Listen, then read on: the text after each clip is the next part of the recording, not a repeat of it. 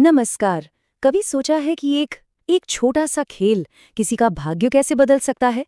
आज हम 16 सोमवार की एक बहुत ही प्रसिद्ध कथा में उतरेंगे। एक ऐसी कहानी जो हमें दिखाती है कि कैसे एक छोटी सी बाजी ने देवताओं और मनुष्यों दोनों के जीवन को हमेशा के लिए बदल के रख दिया। तो सवाल यही उठता है कि आखिर चौसर का एक मामूली सा खेल एक पूरा राज्य जीतने और एक रानी को देश निकाला देने का कारण कैसे बन गया? मतलब बात कहां से कहां पहुंच गई? चलिए इस कहानी की एकदम शुरुआत से शुरू करते हैं। तो कहानी की शुरुआत होती है अमरावती नगरी के एक बहुत ही भव्य शिव मंदिर से। भगवान शिव और देवी पार्वती समझिए कि बस यूं ही भ्रमण करते हुए वहां पहुंचे और सोचा कि क्यों ना कुछ समय बिताने के लिए चौसर का खेल खेला जाए। अब देखिए, जब वो खेल रहे थे तो मंदिर के पुजारी पूजा करने के लिए आए और देवी पार्वती ने बस यूं ही उत्सुकतावश उनसे पूछ लिया कि भाई बताइए, हम दोनों में से ये खेल कौन जीतने वाला है। पुजारी ने तो बिना ज्यादा सोचे समझे कह दिया कि भगवान शिव ही जीतेंगे। लेकिन खेल का पासा ही पलट गया और जीत हो गई देवी पार्वती की। और बस यहीं से कहानी का पूरा रुख बदल जाता है। एक छोटी सी भविष्यवाणी एक बहुत बड़े घटनाक्रम की नींव रख देती है। अब हुआ ये कि अपनी भविष्यवाणी गलत होते देख पार्वती जी को पुजारी पर बहुत गुस्सा आया। उन्हें लगा कि पुजारी ने ये जानबूझकर झूठ बोला है और इसी गुस्से में उन्होंने उसे कोढ़ी होने का श्राप दे दिया।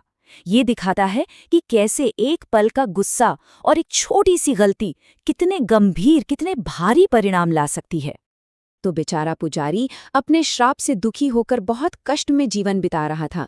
लेकिन जैसा कि अक्सर कथाओं में होता है, हर समस्या का कोई न कोई समाधान तो होता ही है, और इस बार ये समाधान सीधा स्वर्ग से आया। तो हुआ ये कि कुछ समय बाद देवलोक की अप्सराएं उसी मंदिर में पूजा करने आईं। जब उन्होंने पुजारी की ये हालत देखी तो उसे इस श्राप से मुक्ति पाने का एक बहुत ही शक्तिशाली उपाय बताया, 16 सोमवार का व्रत। अप्सराओं ने व्रत की पूरी विधि बड़े अच्छे से समझाई। उन्होंने बताया कि ये सिर्फ उपवास नहीं है, बल्कि इसमें भक्ति, अनुशासन और दान सबका एक अनुष्ठान है। इन नियमों का पालन करना ही इस व्रत का, कह लीजिए कि, असली सार था। और देखिए, यहीं से कहानी एक बहुत ही दिलचस्प मोड़ लेती है। व्रत का जो असर था वो सिर्फ पुजारी तक ही नहीं रुका, बल्कि ये तो एक व्यक्ति से दूसरे व्यक्ति तक फैलने वाली एक तरह की आशीर्वाद की चेन बन गया। इस व्रत की शक्ति देखिए, कैसे एक चेन की तरह आगे बढ़ी। हर किसी ने अपनी इच्छा पूरी करने के लिए ये व्रत किया और फिर इसका ज्ञान अगले इंसान को दे दिया। पुजारी के कष्ट दूर हुए, पार्वती जी का अपने बेटे से मिलाप हुआ और ये सिलसिला चलता चलता एक राजकुमारी तक जा पहुंचा और हर किसी का जीवन बदलता गया। तो इस चेन का, कह सकते हैं, एक पड़ाव राजकुमारी के बेटे के साथ आता है, जिसने राज्य पाने की इच्छा से ये व्रत किया और वो राजा बन भी गया। पर जहां भक्ति ने इतना कुछ बनाया था, वहीं अब कहानी में एक बिल्कुल अप्रत्याशित मोड़ आने वाला था। तो अब कहानी में आता है एक नाटकीय मोड़। जहां एक तरफ भक्ति ने सब कुछ बनाया था, वहीं दूसरी तरफ एक छोटी सी लापरवाही सब कुछ बिगाड़ने वाली थी। हुआ ये कि नए राजा की पत्नी ने इस व्रत का अनादर कर दिया। रानी ने शायद आलस्य में पूजा की सामग्री खुद ले जाने के बजाय अपनी दासियों से भिजवा दी। अब ये अनादर देवताओं को बिल्कुल स्वीकार नहीं था और राजा को एक बहुत ही कठोर चेतावनी मिली। उसे अपनी पत्नी और अपने राज्य, इन दोनों के बीच चुनना था। राजा ने दैवीय आज्ञा का पालन किया और रानी को महल से निकाल दिया। और जैसे ही रानी ने महल से कदम बाहर रखा, उसके दुर्भाग्य का एक कभी ना खत्म होने वाला दौर शुरू हो गया। रानी का दुर्भाग्य तो अब जैसे हर कदम पर उसका पीछा कर रहा था। जब उसने अपनी गुजर बसर के लिए सूत बेचने की कोशिश की, तो एक तेज हवा का झोंका आया और उसका सारा सूत उड़ा ले गया। इसके बाद जब उसने एक तेली के घर में शरण ली, तो उसके वहां पहुंचते ही तेल के सारे बर्तन अपने आप ही टूट गए। हालात इतने बिगड़ चुके थे कि जब वो अपनी प्यास बुझाने एक नदी के पास गई, तो वो नदी ही सूख गई। और हद तो तब हो गई जब उसने एक तालाब के पानी को छुआ तो उसमें कीड़े पड़ गए।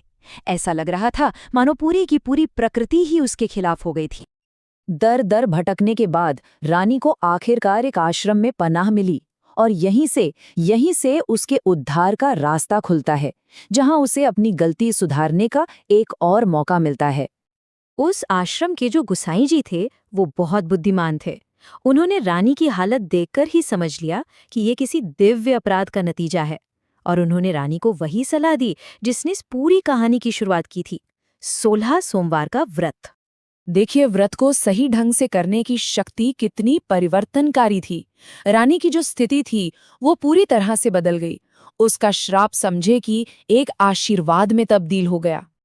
और जैसे ही रानी ने पूरी भक्ति और श्रद्धा के साथ अपना व्रत पूरा किया, राजा के मन में उसकी यादें फिर से ताज़ा हो गईं। उसने तुरंत दूत भेजकर उसे वापस बुलवाया और वो फिर से एक हो गए, और उनका राज्य भी खुशियों से भर गया। तो आखिर में ये कहानी हमें एक बहुत ही गहरे सवाल के साथ छोड़ जाती है। क्या ये सिर्फ दिव्य शक्ति की कथा है, या फिर ये हमारे कर्मों के, हमारे एक्शंस के गहरे परिणामों की कहानी है, कि कैसे हमारे छोटे छोटे काम भी हमारे जीवन पर बहुत गहरा असर डाल सकते हैं।